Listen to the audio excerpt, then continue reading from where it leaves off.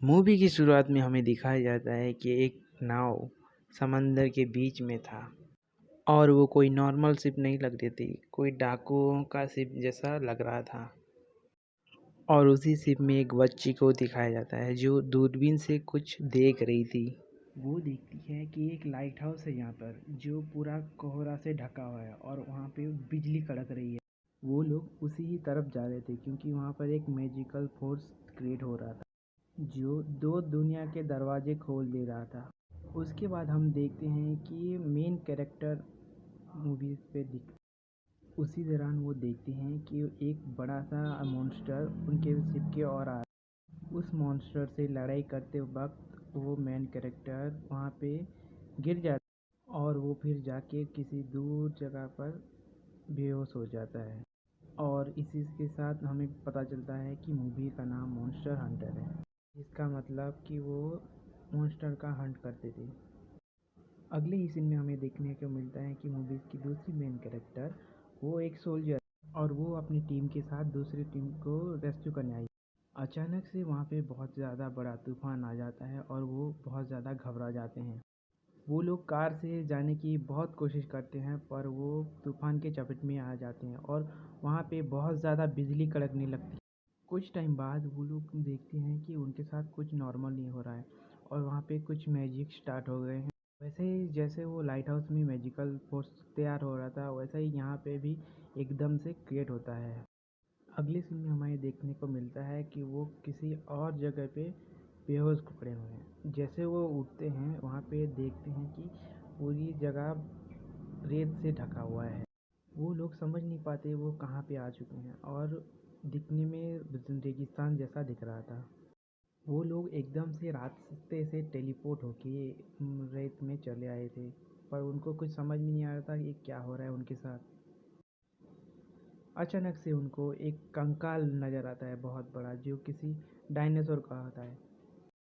देखते देखते वो बड़ा मॉन्स्टर आ जाता है जो वो शिप पे हमला किया था। वो लोग उससे लड़ने की कोशिश करते हैं पर वो उनकी गाड़ी पलट देता है। वो मॉन्स्टर उसके दो दोस्तों को मार देता है वहीं पे और फिर वो चला जाता है वहाँ से। वो किसी तरह बचा बचा के वो कहीं पर छुप जाते हैं। वो लोग वहाँ से निकलकर एक केव में चले जाते हैं जहाँ पर उनसे ऊपर और मॉन्स्टर हमला करता है जो एक मकड़ी की तरह होता है। उसको छोड़ के सारे मर चुके थे और कोई भी नहीं था उसके साथ।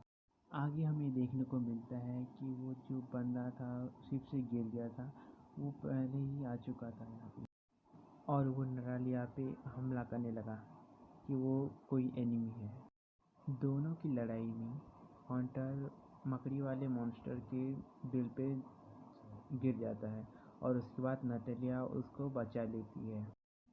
अभी हंटर नटालिया पे भरोसा करने लगा था और वो अच्छे दोस्त बन गए। हंटर नटालिया को कुछ हथियार देता है जिससे कि वो अपने आप को प्रोटेक्ट कर सके और दोनों टायरन को मारने के लिए प्रैक्टिस करने लगते हैं। वो दोनों बड़े वाले मॉन्स्टर से लड़के उसको वहीं पे ख़त्म कर देते हैं और वो वहाँ पे मर जाता है।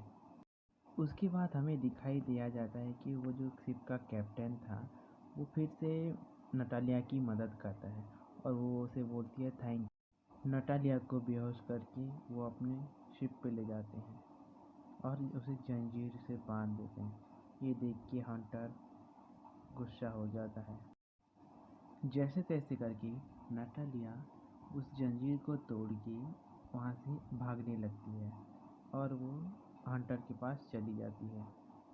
नटालिया हंटर के क्रू मेंबर के साथ मिलके उसी क्लॉक टावर पे जाता है जहाँ पर वो बिजली गिरी थी और मैजिकल कुछ हो रहा था। उनका लीडर उनसे कहता है कि यहाँ पर एक ऐसा मॉन्स्टर है जो कि आग उगलता है और उससे आजकल कोई नहीं बच सका। नटालिया और उसके साथी मिलकर उस ड्रैगन को मारने जाते हैं पर कोई भी नहीं मार सकता। जैसे ही ड्रैगन आग छोड़ने वाला होता है उसी वक्त वहाँ पे पोर्टल खुल जाता है और नटालिया उस दुनिया से अपने दुनिया में चली आती है। वहाँ पे सोल्जर्स की एक रेस्क्यू टीम सही समय पर पहुँच जाती है और वो नटालिया को रेस्क्यू करके ले जाती है। पर रास्ते में जाते वक्त फिर से वो पोर्टल वहीं पे खुल जाता है और वहाँ से एक वो ड्रैगन फिर से पृथ्वी में चला आता है। ड्रैगन जैसे ही आता है वो प्लेन पे आग छोड़ने लगता है और वो पूरा जितने भी टैंक्स थे सबको उड़ा देता है। नटालिया तलवार लेके उसकी तरफ दौड़ता है और उसके साथ हंटर और उसके साथी भी वहीं पे आ जाते हैं। वो तीनों ड्रैगन से लड़ने के लिए आगे बढ़ते हैं और लड़ते लड़ते मूवी का दी एंड हो जाता है। तो इससे हमें पता चलता है कि मूवी का सेकंड पार्ट भी आने वाला है। तो दोस्तों, आप लोगों को मूवी कैसी लगी हमें ज़रूर बताना और हमारे चैनल को सब्सक्राइब कर देना और साथ में दिए गए बेल आइकन को ज़रूर दबाना। धन्यवाद। Thank you.